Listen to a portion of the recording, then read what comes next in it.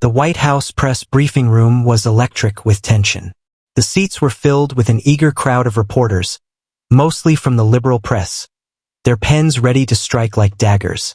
The nation had never seen a press secretary quite like Karoline Leavitt, and under President Donald Trump's second administration, the stakes had never been higher.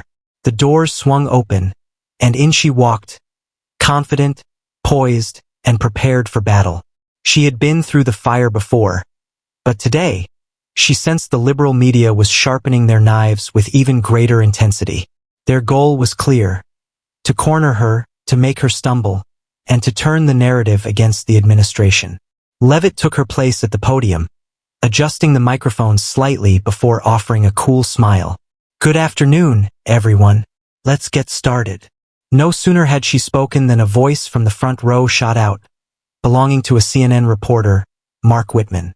"Ms. Leavitt, with President Trump's new policies rolling back environmental regulations, doesn't this administration directly prioritize corporate greed over climate change? What do you say to critics who call this a reckless move?" A hush fell over the room. It was an expected attack, a familiar angle. Leavitt folded her hands on the podium, her blue eyes unwavering as she replied, "Mark, I'm glad you brought that up, because it gives me a chance to correct the misinformation your network has been pushing. President Trump's policies focus on energy independence and economic growth, while maintaining environmental responsibility. Unlike the previous administration, which strangled American businesses with excessive regulations while allowing foreign polluters a free pass, we are ensuring balance. I'm sure you would agree that American jobs matter, don't you?" Mark opened his mouth, but before he could respond, she continued, "And by the way, I assume you drove a car here today. Was it powered by the same fossil fuels your network criticizes? Maybe next time, take a horse and carriage if you want to be consistent." The room erupted into murmurs. Some reporters smirked, others scribbled furiously in their notepads. Whitman's face turned red, but before he could regroup, another question fired from the left side. "Karoline, let's talk about the administration's stance on immigration. The new executive order tightens border security and enforces stricter deportations. How do you justify separating families and punishing asylum seekers?" This time, it was Rachel Sorensen from MSNBC, her expression laced with outrage. Leavitt inhaled slowly, as if savoring the moment. "Rachel, I'll start by correcting the record again. No one is separating families. That was a policy under a previous administration, and you know which one I'm talking about. Our policies focus on border security, preventing drug trafficking, and keeping American citizens safe. If you disagree with that, I'd love to hear your alternative solution to stop human smugglers from exploiting children. Or would you prefer open borders and chaos?" Rachel's face tightened. She hadn't expected such a direct counterpunch. Before she could fumble for a response, a new question was hurled from the back. "Ms. Leavitt, your administration continues to undermine democracy by challenging election results. Can you admit here and now that President Trump lost fairly in 2020, and that these election integrity measures are just voter suppression?" It was Ben Johnson from the Washington Post, his voice dripping with self-righteousness. Leavitt chuckled. "Ben, it's fascinating how the media suddenly becomes experts on election integrity when it suits them. Let's be clear, we're not talking about 2020. We're talking about securing future elections so that every legal vote counts. If you have a problem with voter ID laws, do you also have a problem with needing an ID to buy alcohol or board a plane? Or is it just when it comes to protecting democracy that you take issue?" Ben looked as though he wanted to disappear into his seat. Leavitt was just getting started. The liberal media had come prepared with their usual loaded questions, but what they hadn't prepared for was her. A moment of silence hung in the air as Leavitt's last response sent a wave of discomfort through the room. The liberal reporters, usually so accustomed to cornering press secretaries with carefully worded accusations, were now realizing that today's battle wouldn't be so easy. Then another hand shot up. This time, it was Emily Carter from the New York Times, her voice controlled but her intentions clear. "Ms. Leavitt, the administration's stance on transgender rights has been heavily criticized. By supporting policies that restrict certain medical procedures and sports participation, aren't you effectively attacking a vulnerable community? Leavitt met Emily's gaze with an expression that was both firm and unshaken. Emily, let's get the facts straight. No one is attacking anyone.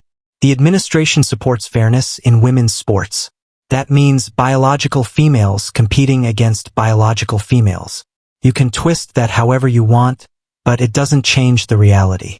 And as for medical procedures on minors, do you support irreversible surgeries on children who aren't legally allowed to vote, drink, or sign contracts? Because that's what this administration stands against. We believe in protecting kids from life-altering decisions they might later regret. If that offends you, then I suggest you take a long, hard look at your own values. A sharp intake of breath rippled through the room. Emily opened her mouth to respond, but before she could form a rebuttal, Leavitt continued. And by the way, when did journalism become activism? Your job is to report facts, not push narratives. I'd love to see the New York Times apply the same level of scrutiny to liberal policies as you do to this administration, but I won't hold my breath. Emily's face hardened. She knew she'd walked into a verbal buzzsaw, and the cameras caught every second of it. But the reporters weren't ready to retreat yet. Jake Thompson from NBC leaned forward, his voice laced with frustration. Karoline, the administration's ties with conservative media outlets like Fox News and Newsmax raise concerns about state-sponsored propaganda. Can you address the accusation that the White House only caters to right-wing media and shuts out liberal journalists? Leavitt let out a short, knowing laugh. Jake, that's rich, coming from someone representing a network that spent years acting as the communications arm of the Democratic Party. Let's not pretend MSNBC, CNN, and your own network haven't been carrying water for left-wing politicians. But since you asked, no, we don't cater to anyone. We answer questions from all journalists, even the ones who twist our words and push hit pieces. If anything, your question reveals the real issue. You're upset because this administration doesn't bow to the media's double standards. We're here to lead, not to seek approval from networks desperate for ratings. Jake leaned back, his face dark with frustration. He hadn't expected that response. Sensing the tension rising, another reporter tried to seize control of the narrative. This time, it was Lauren Davidson from CBS. Ms. Leavitt, can you explain why the administration continues to support the Second Amendment when gun violence is at an all-time high? Shouldn't the focus be on restricting access to firearms instead of defending gun rights? Leavitt's expression didn't waver. Lauren, I'm glad you brought this up, because the real question is, why do liberal cities with the strictest gun laws have the highest crime rates? Chicago, New York, Los Angeles, these places have some of the toughest restrictions, and yet they see some of the worst gun violence. Why? Because criminals don't follow laws. Our administration believes in the right of law-abiding Americans to defend themselves. You and your colleagues enjoy the luxury of armed security while advocating to disarm ordinary citizens. Maybe if you spent time in communities affected by crime instead of in media offices, you'd understand why self-defense isn't a privilege, it's a right. Lauren shifted uncomfortably in her seat, clearly not expecting that answer. One by one, Leavitt dismantled each accusation, countering with facts and exposing the media's hypocrisy. The reporters, so used to controlling the narrative, now found themselves struggling to keep up.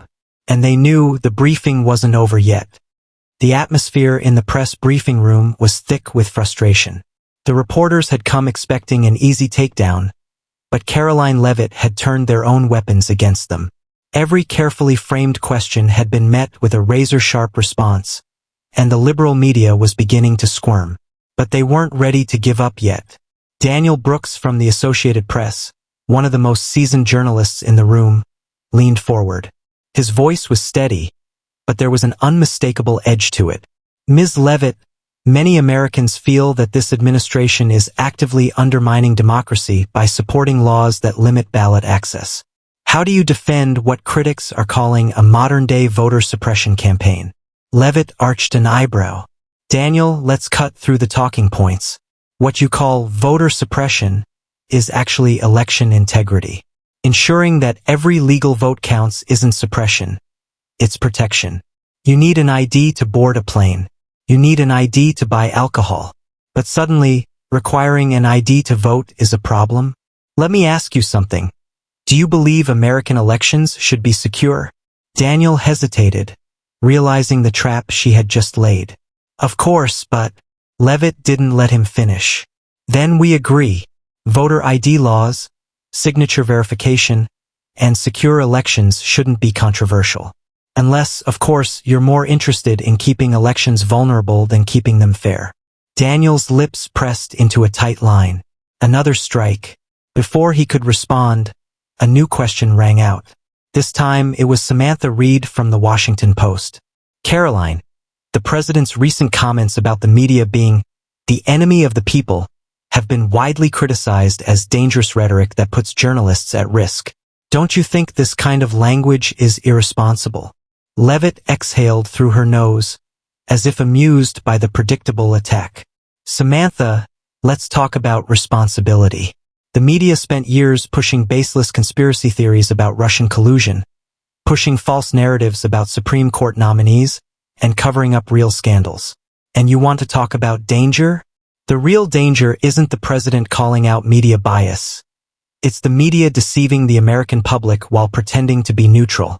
If journalists did their jobs instead of acting like political operatives, maybe they wouldn't be criticized as much.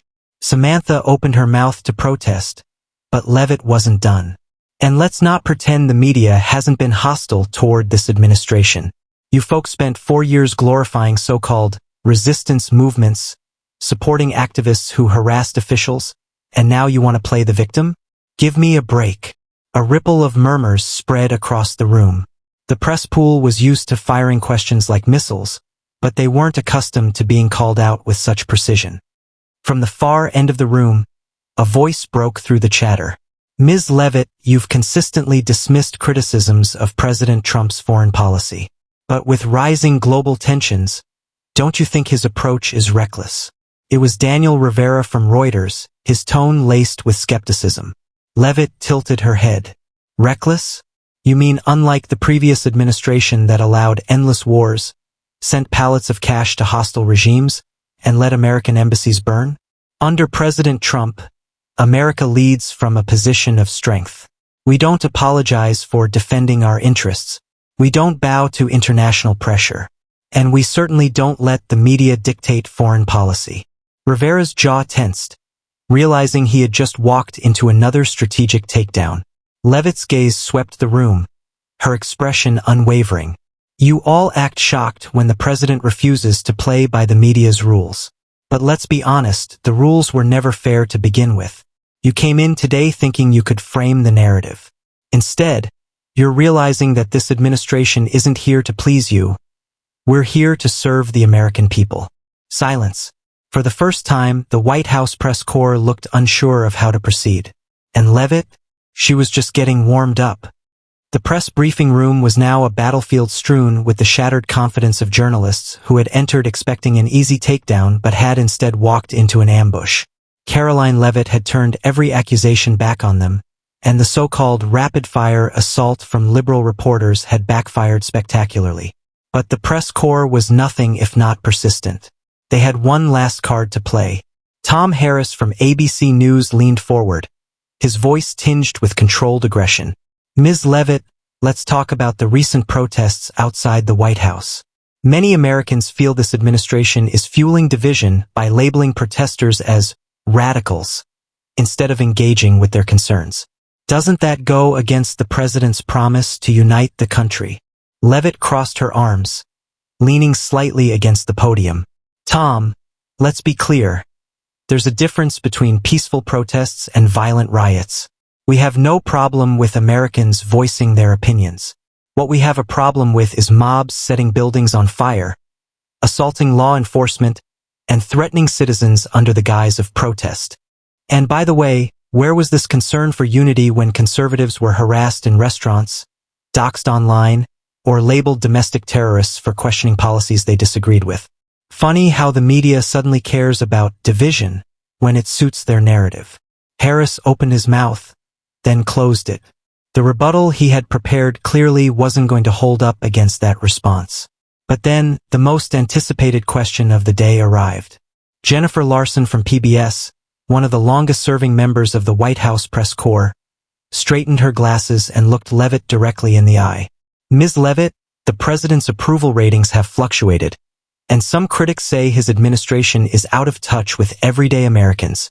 With the economy facing challenges, how does this White House respond to claims that it prioritizes its political base over the needs of all citizens? Leavitt's lips curled into a knowing smirk. Jennifer, that's an interesting question, especially coming from a media outlet that spent years ignoring economic struggles when it wasn't politically convenient. But since you asked, this administration prioritizes American workers, American families, and American businesses.